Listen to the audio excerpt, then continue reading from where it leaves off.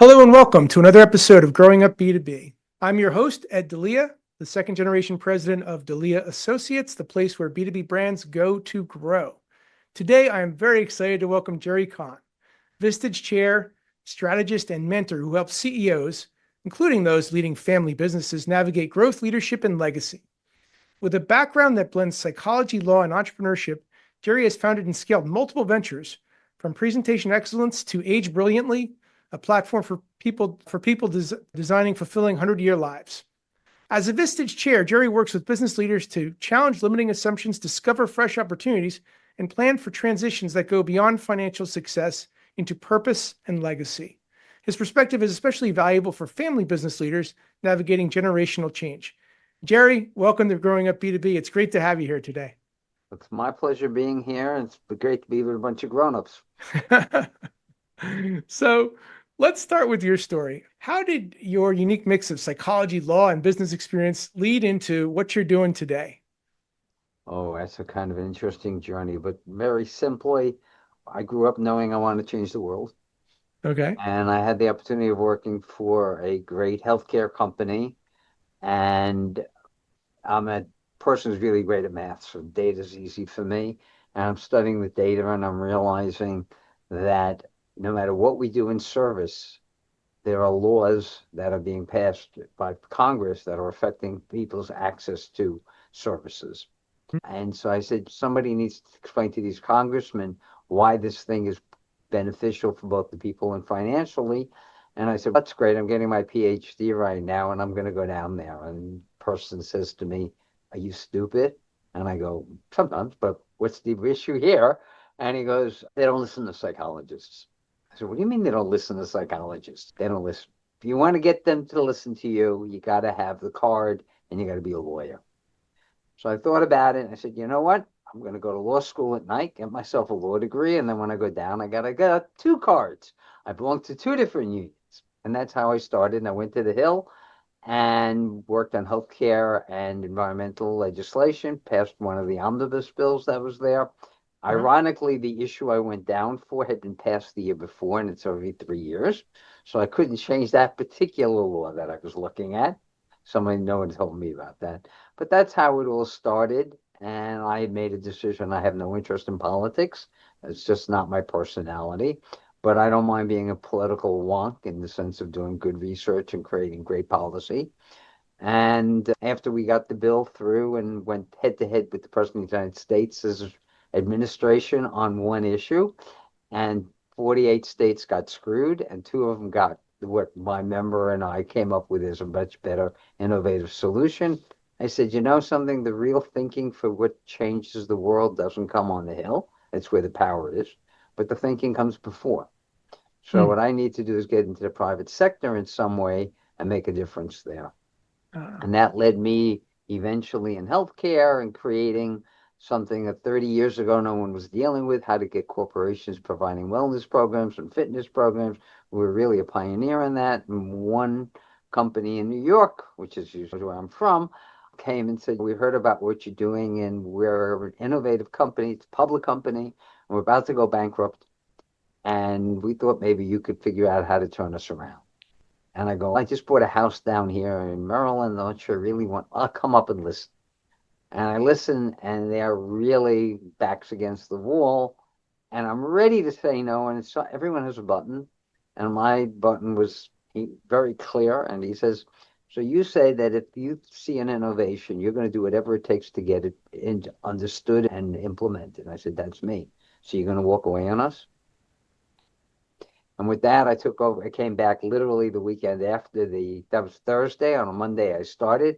I had 28 days to stop a union call. That's how desperate this place was. And about a year and a half later, stocks up tenfold, and we're profitable. And all the dentists understood what we were doing, the doctors, the lab people, the workers really understood what I had done. Management still didn't completely get it. And so I left, and that's got me into the private sector and working with computers and high-end technology. And eventually Brilliant Image is a company for 15 years pioneering great graphics with microcomputers, 5,000 clients, 24/7, So I learned, as you'll see, by rolling up my sleeves and getting whatever it is I have to do done, did. And every time we started a new client, didn't matter if it's Goldman Sachs, Bear Stearns, Microsoft, they'd all make it very clear. You do understand, Mr. Cahn, that if you deliver late, you don't have to show up the next day at work. And I said, Okay. I got it. And he says, you're up for it. I said, yeah. And when I finish, I always say, in 15 years and 5,000 clients later, never got sued, never had a problem. Awesome. And somewhere along the way, that led you to Vistage. Vistage came somewhat later, Okay. after I sold the company. So we can talk about selling companies and why I big believer in families and knowing how to handle it. Because so when I was a psychologist, Virginia Satir talks about how you build businesses and says a business is essentially an extension of a family model. Hmm. Because you have to do it, but you also can't do nepotism and you can't be unfair and all the kinds of issues about integrity fit there. And so that's always been in the back of my mind as a coach and as a member. And so after I sold it and started a couple of other companies, going through a change of life, and I get this call, would you be interested in becoming a Vistage chair? And I said, tell me about it. It says, what we do is we help set up mastermind groups for people who really care about their business and don't want to just talk about it, really make a difference. And your job would be to help facilitate that and grow them. And I go, wow, that's what I've been doing all my life, growing people. Sounds interesting to me. And so it's now 15 years. I just was told, I didn't know it was that long, that I've been working pretty much with Vistage. And it gives me a chance to work. My mentor said to me, and mentors are very important in business. He said, you will eventually find, you will build your groups in your image and you will find those people. Hmm. And for me, that means transformative people who say, I'm not going to settle for just being a little better than the guy next to me. I want to Mhm. make a change in the world. I want to encourage my people to make changes in the world. I want to serve my customers in a way they've never been served before. And I think it can all be done at one time. And so I go, those are the kind of people I look for. Thank God those are the kind of members I've had the privilege of serving. And it's been incredible. When Vistage, about, I don't know, 5 years ago, introduced its podcast, so I get involved with a lot of early podcasts and not just late Okay. ones.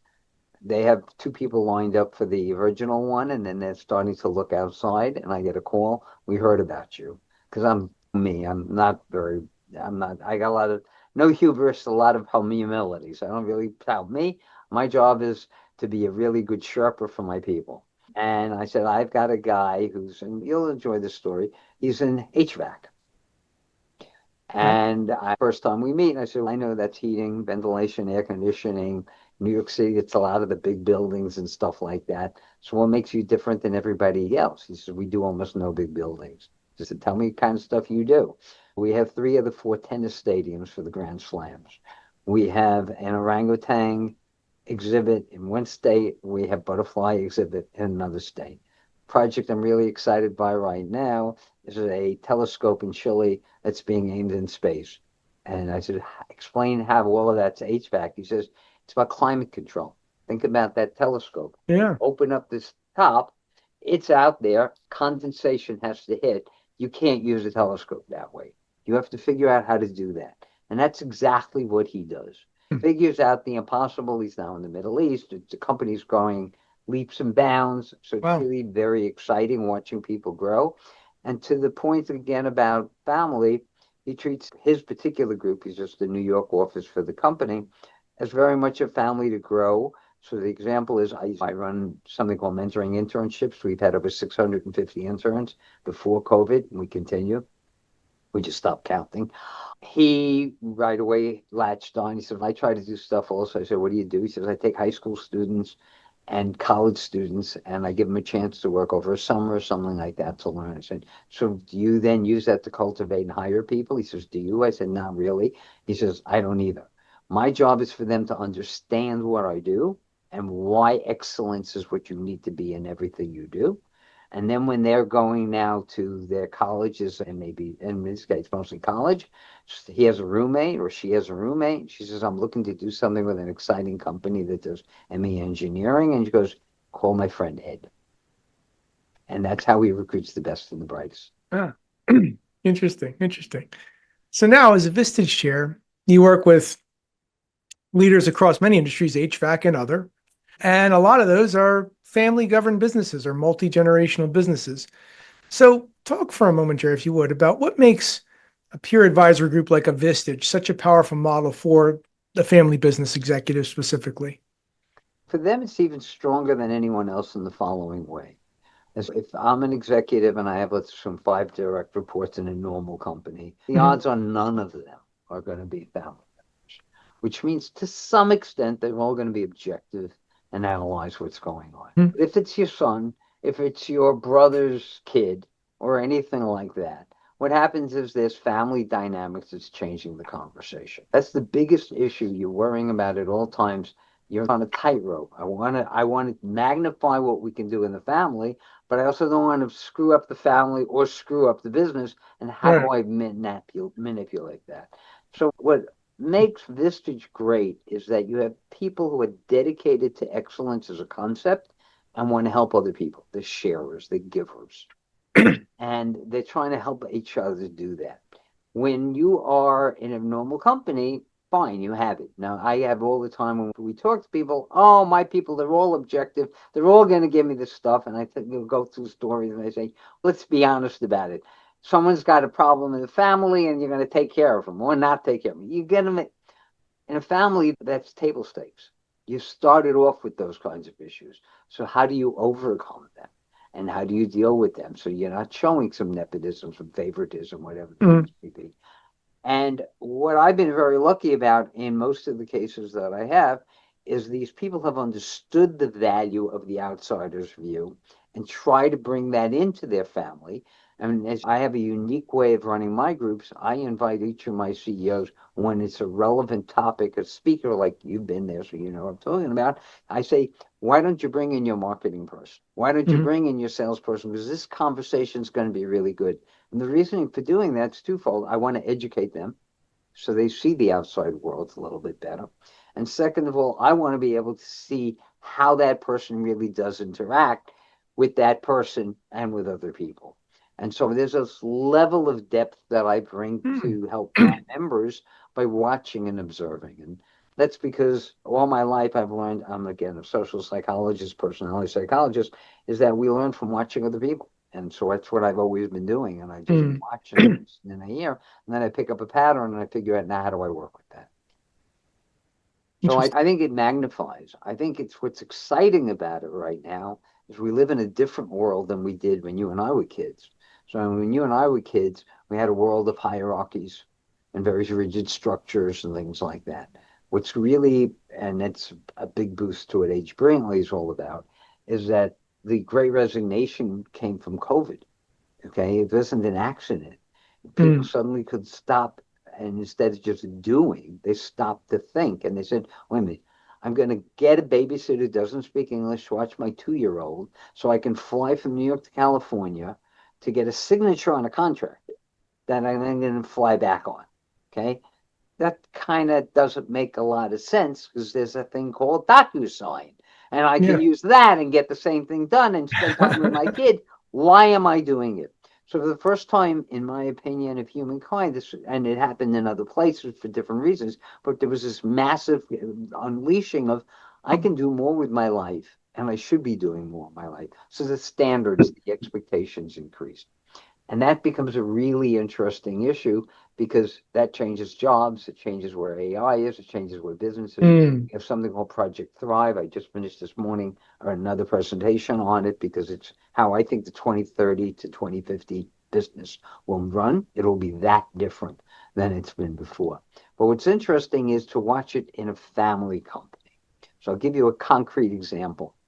So the big problem about figuring out how you have remote isn't can that person do it? Technologically, they can do it.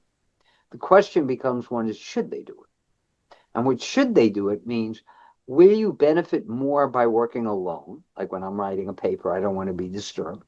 Or will it be better if I'm saying, this is my idea, what do you think of it? You don't get it, so it's not Mhm. clear. Okay, then I need to be clearer about what I'm doing and have that kind of dialogue.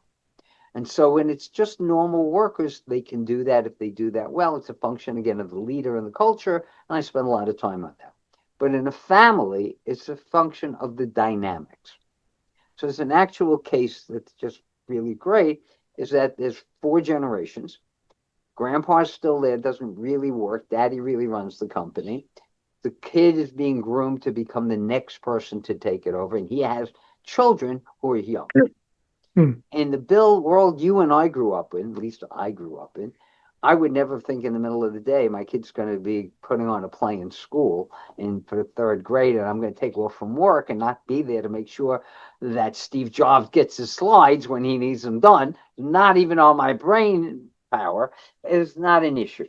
Okay. And as I grew older, I said, sometimes I could have done those things. Why didn't I even think about it? Because it wasn't on our radar. The Great Resignation changed that. It said it should be on your radar. Your life should be bigger. So we call it being holistic. Your whole life fits together. There's no work-life balance. That's garbage. That's the old generation. The current generation is, how do I integrate what I do in a time that I can manage it? So in this particular case, the father's CEO is out, and a project's working with grandpa, who's taking charge of it, and the grandson, who's the real worker bee in this case. And the kid says to him, listen, I'm going to get this stuff to you tonight by 8 o'clock. Is that fine? Yeah, okay. And I'll see you later. And then a few minutes later, he says, I wonder why you even bothered coming in and telling me that. Okay. He walks in his office. His secretary says, he's not here. Where is he? He went to visit the kids. They're putting on a play. They're in elementary school, they're putting on a play. And he wanted to be there for them. And he goes, does he do that a lot? Not a lot, but he does that. He goes to the sports things. He spends time with them. Well, the next day he comes in, and immediately grandpa comes to talk to him. Now, grandpa talking to grandson, so you can figure the family dynamics on this one. And he's saying, what are you doing? You're supposed to be here working from 9 to 5. And he says, can we stop for a minute? Let me ask you a question. Did you get your project for 8 o'clock like I promised you? Yeah, no problem. Actually, it was a great job you did. Good. Do you know how I did it? He says, not really. Why? I said, what I did is I knew I was going to be away from my son. So I came in 2 hours early, and then I came home. And after the thing, I said, guys, I'm not going to spend time with dinner. I want to finish my project and make sure I get it out on time. Because getting it done for you and for our clients is absolutely my priority, just like loving your grandchild. And with that, they've opened up a whole new communication channel. And that's awesome. what I'm talking about. The table stakes change. Yes. That's the difference. And so it's a great example of how the new world is going to allow, I think, for stronger relationships. He's not going to say someday, as I've had and you've had when we've done job descriptions for people, or rather evaluations, and we submit them and go, he always delivers thing on time. It's more than that. He learns how to use his time so he meets the needs of everybody, including himself. Very different thing. Why is that important? Because that's what you have to do for your customers. Okay, so That's the funny. training ground that we're going through right now in the last 5 years, and we'll go for, probably for the next 5 years, but it's fascinating to watch it. Absolutely, it is. It is.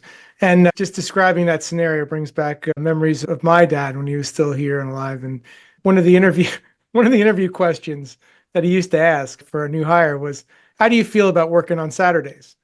Could you imagine if I asked that today? Can you imagine doing that now? I agree, 100%.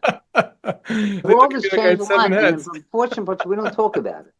And I think what's really important for families to do is to have that conversation with the group, because it frees everyone up, and it's going to unleash creativity. So the biggest thing you and I see with AI, and I'm spending a lot of time in the last month or two on this whole issue, is when you and I first met AI, in a sense, in the last year or 2 or 3, it was this whole issue of what jobs is going to wipe out, who's going to be unemployed, and things like that. What we're now learning is, A, we got it all wrong. It's not necessarily the gopher job, because that gopher job needs bodies and needs people, to do it. What it is, it's the kind of knowledge work that a computer can just do faster and easier. So lawyers are going to be affected. Doctors are going to be affected in some scribing. All kinds of things are going to happen. So the conversation's changing, and Microsoft just recently published a new article, which I'm now sharing through my Thrive work that I do so people get it, that the real conversation is what jobs are most susceptible to be changed, and what jobs are not. And I would recommend to all of your listeners, Forbes just recently had someone write an article which listed the 40 most vulnerable, the 40 least vulnerable. There's a function of what they're doing. I'm also a big advocate. I just gave this to my sons. I have three boys, so I definitely know what a family is, and our goal eventually is to build an empire for them. And they say, Dad, you do know when we're ready, you're the chairman of the board. I said, no, I'm going to make the coffee in the morning and take out the garbage. You guys can be the chair. But the bottom line is to be able to look at where we're going with this stuff and how we change it. So I showed it to one of them, and I said, there's a book out called Primal Intelligence. And what it does is it starts with the question, what jobs are least vulnerable? And the question is why? And comes up with 4 things. And it's a test you can take on the internet. Do you have that? And so our conversations in my family, when we get together now, they've all been asked to read it. They're all reading it. They're all taking the test. What did you score and where it is? And we're all different. But the point is the difference is also important, right? So if you're strong in one thing and I'm strong in something else, you learn to leverage with me and I learn to leverage with you. Same kind of idea. That's interesting. And we could probably spend several hours talking about AI and our positions and philosophies on AI and where it's going. But coming back to something that I'm sure you've seen a lot in your practice in your Vistage peer groups is leaders, and maybe AI is even the subject matter of this question too. You're seeing leaders wrestling with what I'll call growth limiting beliefs. They've got beliefs stuck in their head and it's something that's holding them back. What would you say are some of the most common growth limiting beliefs that might be holding, say, a family business leader back, and how might they move past that? So there's 2 issues, and let's divide them. What are the beliefs? Where do they come from? And therefore, how do you change it? It comes down to 3. So the first is H. Brainley has built a model. We have a lot of frameworks. One of them is we live a 200-year window. And the reason for that is when we're first born, in those first 5 years, 10 years of our life, we form most of our attitudes toward things because we only have one group of people who are able to teach us, our parents. We spend most of our time with them. We see the world through their eyes. They didn't build the world that they live. Their world was built by their parents. So essentially, there is a roughly 75-year period before we start that's taken place of a world that's set up where these beliefs came from. So when aging is obviously H. Brainley saying we can live a 100-year fulfilling life comes from the premise that when I was a kid in 3, 4, I had this great grandmother that I can barely remember. I just remember there was an old woman that was treated like she's unable to do anything and she's old. And I assumed that was the same thing until I started getting smarter and older and realizing, wait a minute, one has nothing to do with the other. It doesn't make you disabled. It's a function of what you do. And that's what H. Brainley is about, is showing people. So we are living in a world that was created before we started. And here's the second part that's important. We're going to end up in a world that's being built by people that are our grandchildren. So we live in the world that was created, and that's where the limiting beliefs come from. That world of the beginning of the 200 years, which is our grandparents' world, and we're dying in the year. So put it in a different perspective so people can see it. We grew up in our generations from our parents' world. Their world was one where if you had a store and everyone's traveling on horse and buggy, then you came to the bar or to the hotel and you tied up your horse and you had to have a trough because you didn't want that horse to die of thirst. Okay? So it's a law that you have to have a trough. Can you imagine what happened when we stopped having horses? Is how long it took to get rid of that law. But you and I are going to die in a world where we're going to have cars that don't have people running it, right? Autonomous vehicles, including the autonomous plane systems that do short distance because it's an easy way to manage it and look at it. And so as I said to my kids, I grew up in a world where we barely had cars, and I'm going to die in a world of Ubers. And then he said, and there's no driver in there, right, Dad? I said, absolutely no driver in there. Okay? So that's part of it. We have to understand the limiting beliefs come from that world, and we're not willing to give it up. So one more example. One of our competitors talks about middle age all the time. We never talk about things like that because we consider thinking about retirement, middle age, all of those things are limiting beliefs. because they were defined at a time and a place that's not appropriate. In 1900, the average American lived to 46 and a half. That means middle age was 23. Can you imagine now going around to someone and say, oh my God, you must be old? Because that's still, nobody does it. But the point is, we still think that way and believe it. So the trick is to just get rid of them and constantly ask, in the world I'm going into 5 years from now, what's the belief that's going to be most valuable? And that's how I've raised my kids to think about it. And I said, if you ever see me holding on to something that doesn't make any sense for me, tell me. And I'll see it and I'll reject it because I don't want to be that kind of person. So I think the three parts are to understand where it came from, where we're going, and how we have to just say, what got me there, meaning 5 years ago, it's not where I want to go 5 years from now. That's a great point, and I think it shows up in so many aspects of our life. I'm just thinking some interactions with doctors as a 53-year-old male. A lot of the healthcare system is rigged to, in your 50s, you prepare for retirement and death, whereas I'm in better shape in my 50s than I was in my 30s. And God willing, you'll continue to be that way because now you're working out every day and you're learning how to Yeah. do it and you'll take the supplements. So they're not equipped for that. They're like, wait a minute, why are you doing this stuff? It's because I'm healthy. I feel good. But talk for me. You brought it up, Jerry. Age Brilliantly. Tell us a little bit about that. Talk about Age Brilliantly and what that's all about and how that might be interesting for our listeners. So there's two answers to that. Age Brilliantly was built around the simple idea that if we're going to, so a lot of people, let me go backwards. In this industry, when I first started it, I teach in China, and I'm in China and I'm asking myself, what do I want to do? And I said, I want to build one more company with an incredible culture like I had before at Brilliant Image. And I want to pick a project this time that I know won't become obsolete. Knowing that we were going to have computers changing meant I knew it was always going to be obsolete and I have to sell, which is what I did. But I want something that's evergreen. I don't know what that means. I'm going to look. I start reading papers in the hotel. In English, there's only one Chinese one that's English. And every other issue's got 2-3 articles on longevity. Because in Asia, Shanghai, in Japan, and all the countries around there, Korea, you have people living much longer than we do in America. Okay, we're not doing a great job in America. At any rate, I'm looking at that. I'm going, wow. So if we get to live longer, that's wonderful. First of all, we don't have to be sick is what they're really telling me. We could be healthy, but no one tells us to do that. Second, we don't even think about it. And the entire industry was built around when you're ready to retire, then why don't you start taking care of yourself and thinking about what you're going to do?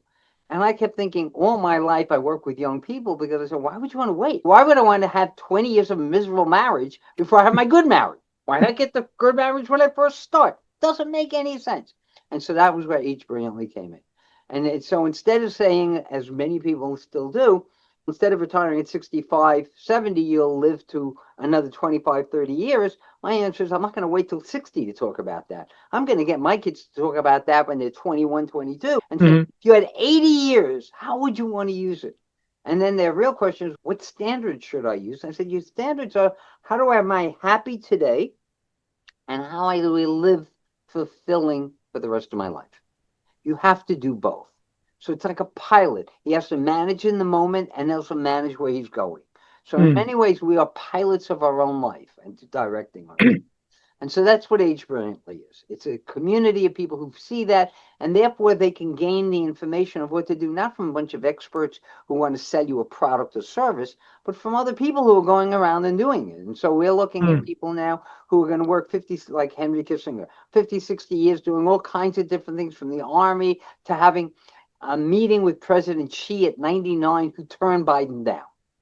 Okay, just to show you how important you can be at any age to do what you're doing. And what we're trying to do is let people see it. And so that's the main thing. So all of your listeners should join. It's free. You can't beat the price.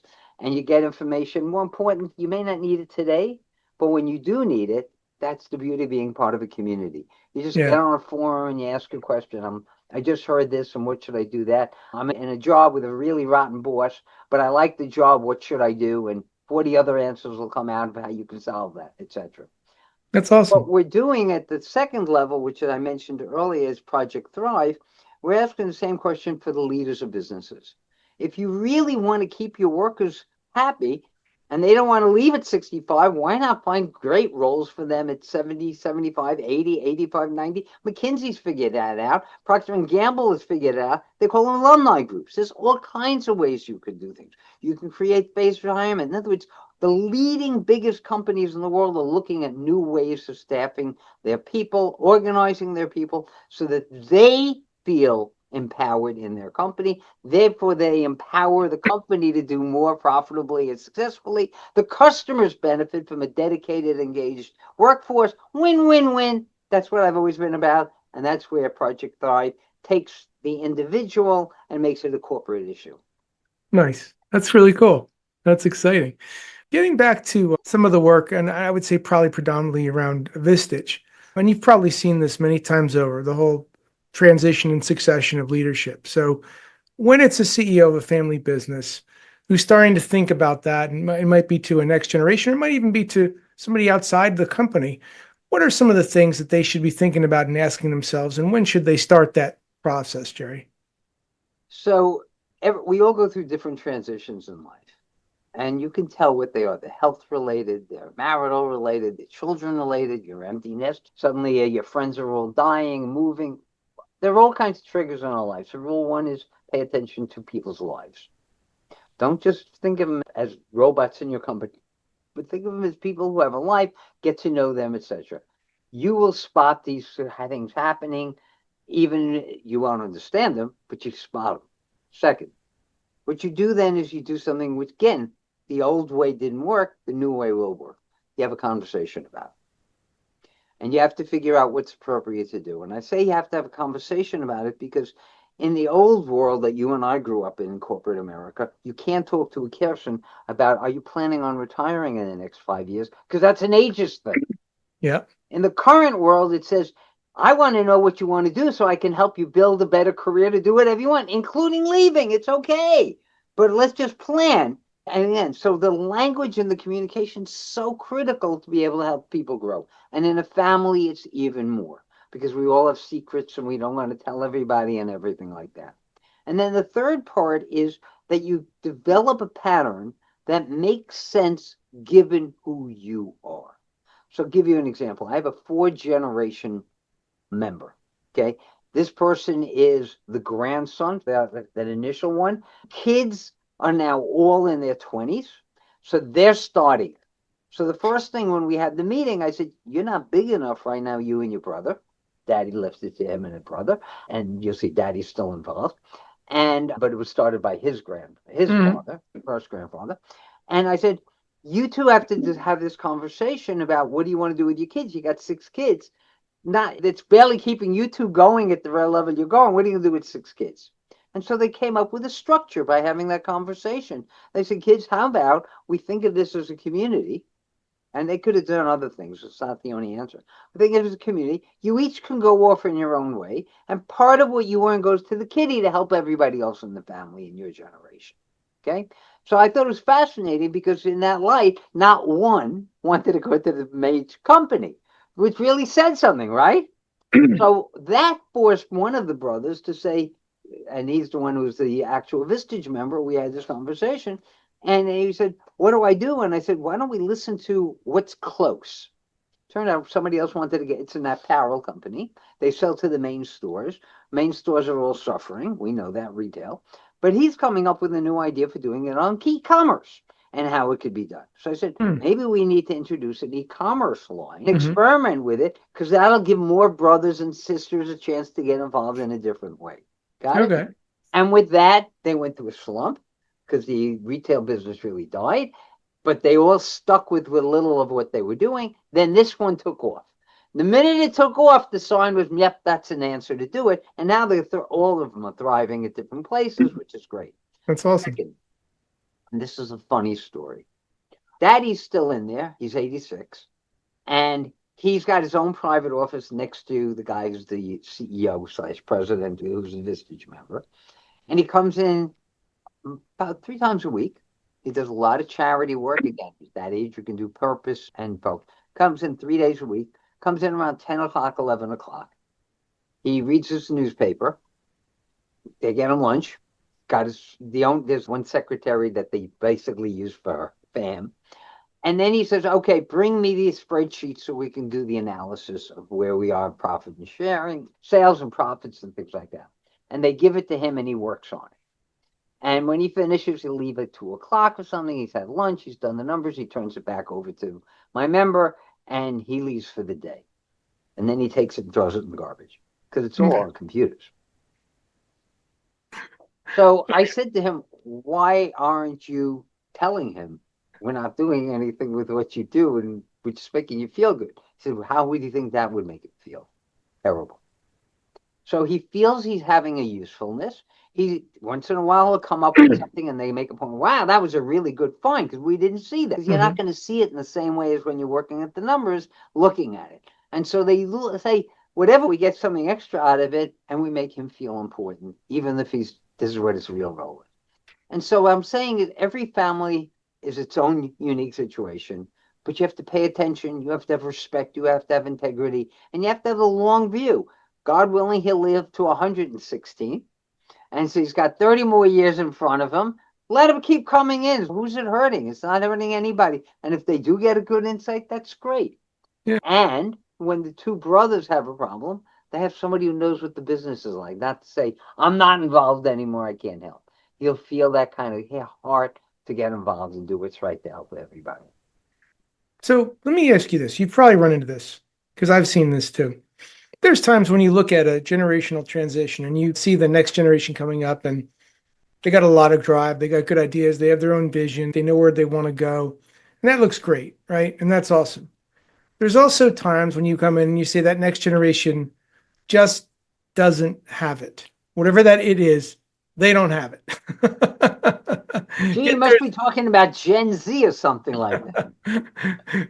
And there's this obligation sometimes, or an implied obligation, to say they've got to step in. There's got to be this continuity, or maybe they want it, but they just don't have this stuff. How do you deal with those situations where you got to have the hard conversation and say, hey, I don't think this is going to work? Is it up to you to say that, or do you come forward and say that, or how do you address that situation? So the irony of that is, it's a great question, but the irony is it's got nothing to do with family. You could just be a team that's working together. You could be two partners that are working together. Yes, sure. What it's really all about is it's like a relationship. It's the level of the relationship. When you have a really good relationship with someone, you talk about whatever it is and you have candor, to use Ray Dalia's word, and you're talking about a crucial and a critical conversation and you have to have it. And as long as, and this is the key answer to your question, it all starts with values. Is the value to protect somebody or is the value to help everybody grow? And you make that choice. And so what I do is I focus people on what's the value. What do you really want? Would you rather have someone who's a drug addict who's running the company and running into the ground just because you could say my son is doing it? Or would you rather have your son, when it falls apart, have a future because we've helped him deal with his drug problem and move on? And so it's a function of really getting them to focus on the values and building on those values and agreeing with it. And families in this sense is very similar. It's just harder because it is family and it's harder to break through. But it means all the more that's the value of a Vistage, because what Vistage is doing is it's bringing in outsiders helping you think it through.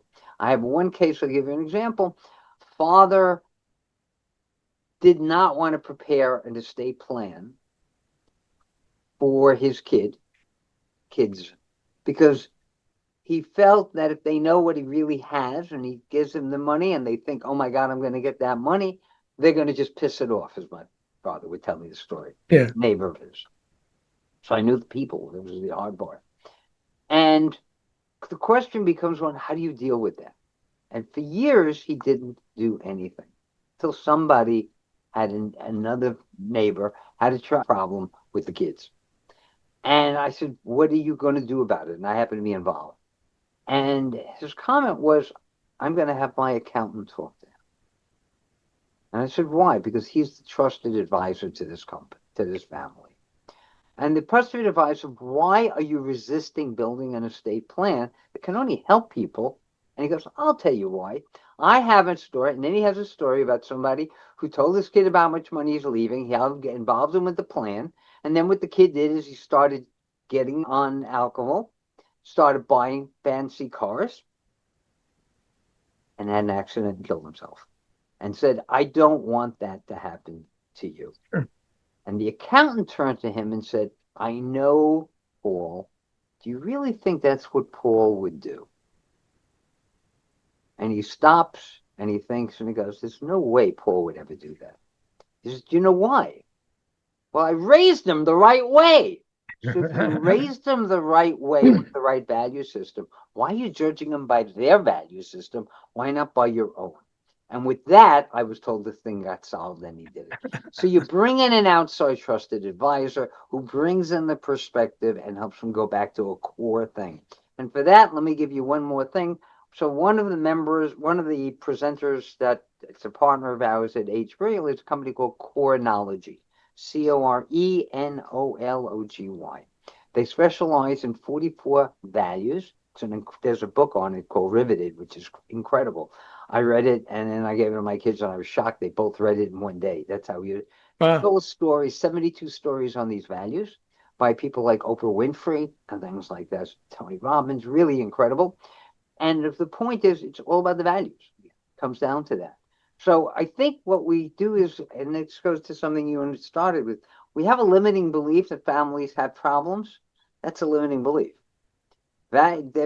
Families, like everybody else, they have some limits, but they don't have to have them. The trick is we have to help them understand the values they should have and help them focus in on them. And that's what Corenology does. It works with financial advisors. It works with this lawyers, estate planning lawyers. It's trying to help other people through other people. And I think it's a great thing that it does. And we bring them in. And I'll even tell you, November 11th, they're going to be the presenter at our Fall 25 series of, we do every Tuesday at 1 o'clock during series for these, what we call roundtables, virtual roundtables, so people can have a conversation. It's not a presentation. It's boring, just like your podcast. Hopefully it's not boring. I heard about your speaker. He's an interesting guy. Anyhow, it's the same kind of thing. We have these conversations and people learn. Cool. So a question that I often like to ask, because some of our listeners are on the younger end of the spectrum, they may be 20s, early 30s, and they're at something of a crossroads. Do I join the family business or not? Do I go on my own way or do I get involved in the family business? And I know that was a big decision for me when I was at that crossroads. So what would be a piece of guidance you might give them, Jerry, as a young person that's saying, I'm thinking about getting involved in family business, I'm not sure. What might you tell them and help them make that decision? So there's one approach that I've seen that I think works the most, and it's to say every child should go work somewhere else while they're growing up to experience other work, other bosses, other customers, etc., just to get a feeling for life and understand what it is before they make a decision they want to work for the family business or not. And so I think that's the first thing. And again, the one I gave you with the 4 generations, each of the kids is out there doing something else before they came to work in the company. It's a really good equation. That's statement number 1. Statement number 2 is once they think they want to come in, you can, if you do it intelligently, is create an objective system for onboarding people and seeing if they can do it or not. And you really have to do that.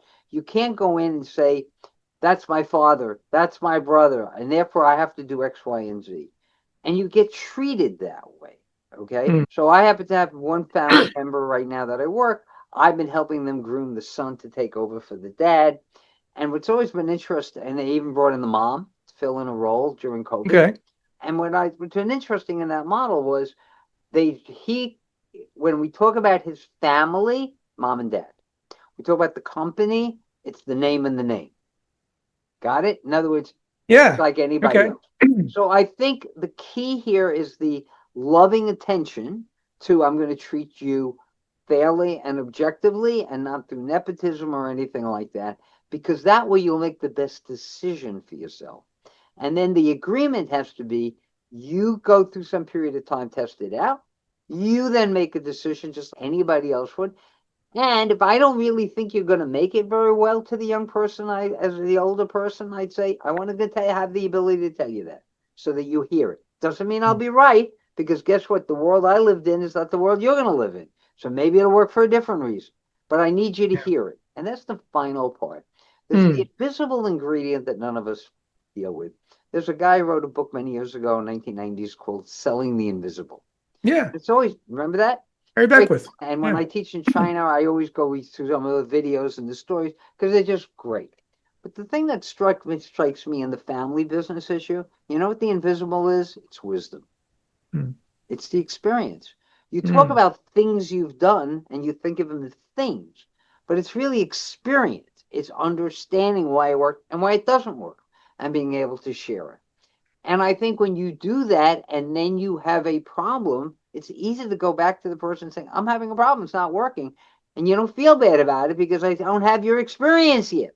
What would you Yeah. do in this case?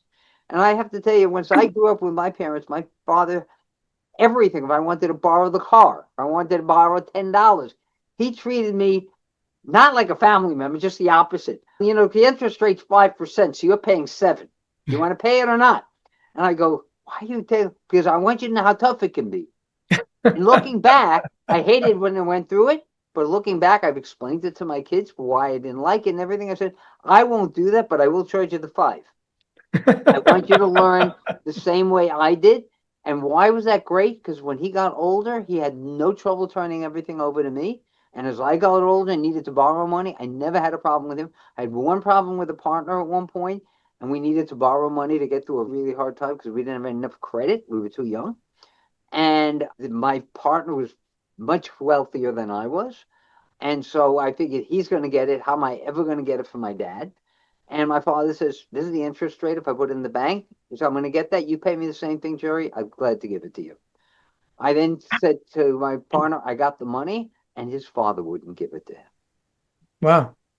And his father said, and I said to him when he told me, like, what am I going to do? Close the company? So I said, Dad, I've never asked you to do this before. Would you talk to his father and find out why and how? And he called him and he says, because I don't trust him. He doesn't always do what he says supposed to do, and I don't fully trust him. I don't think I'm going to get screwed, but that's how I'm feeling about it. Mm. And then my father did something I will never forget. He said to him, Jerry tells you it's going to get repaid, and he knows he has to pay for both of them. You can bet if the sun comes up tomorrow, you can bet that he'll keep his word for that. And that integrity that he'd seen in me all those years was what he was banking on. And with that, the guy said, okay, I'll lend it to him. Wow. Okay. And so that's what it's about. It's about values. It's about trust. It's about having conversations. And the value of Vistage for anybody, whether you're a family or not, is that's the kind of meetings we have. What do Mm. I do if I've got a Mm. child who's autistic? How do I handle it? I want to leave money to 2 kids equally, but one doesn't need it because they're a billionaire and the other one is going to be on social welfare to do illnesses. How do I handle that? And the right answer for that one, by the way, is it's not about the money. It's about the talking. If you don't talk about it, it's where the anger comes from. The rich one will say, I don't need the money, but I want the honor that you're talking to me and you're getting me involved. And every time I've studied this stuff for Age Brilliantly and for myself, it's always been that same pattern. It's just Mm. respect, honor, values. And that's why I deal with you, because you have those attributes. Thank you. Thank you. Last question. And this has been tremendous and clearly, Jerry, a wealth of information. If our listeners wanted to learn more about you or your work as a Vistage chair or even one of the platforms that you're running, like Age Brilliantly or Thrive, what's the best way for them to find out more and connect? Well, first of all, agebrilliantly.org is it? Okay. Cahn, Jcahn is my email. Feel free to write. If you're interested in knowing about Vistage, it's jerry.cahn at Vistage Chair, Chair. I know I look like a table, but I'm only a chair. And you can write to me there. I'm literally on the emails 24/7 almost. It feels like that anyhow. And I'm always glad to help people and provide recommendations. I highly recommend if you want to grow faster, talk to me about Vistage. If you want to be a person who's going to be more whole, who's going to do that with their family, change their business as a result of that to grow and thrive in the future, then talk to me and Age Brilliantly. And if you're not sure which, either one. Good to talk to you. Awesome. Jerry, thank you so much for joining us in Growing Up B2B. Your insights on leadership, transition, and legacy are incredibly valuable, especially for family business leaders preparing for the next stage of growth, their lives, or succession. Again, we've been speaking with Jerry Cahn, Vistage Chair and Holistic Strategist, and I'm your host, Ed Delia, and this is Growing Up B2B. Thanks so much for joining us, and we'll see you next time. Jerry, thank you again for being with us. Thank you. It's great. It's great helping you. And hopefully somebody will like it. I'm sure they will. That's it. Anyhow, anything else I can ever do for you, let me know. Thank I have you. one question. Maybe I can reciprocate.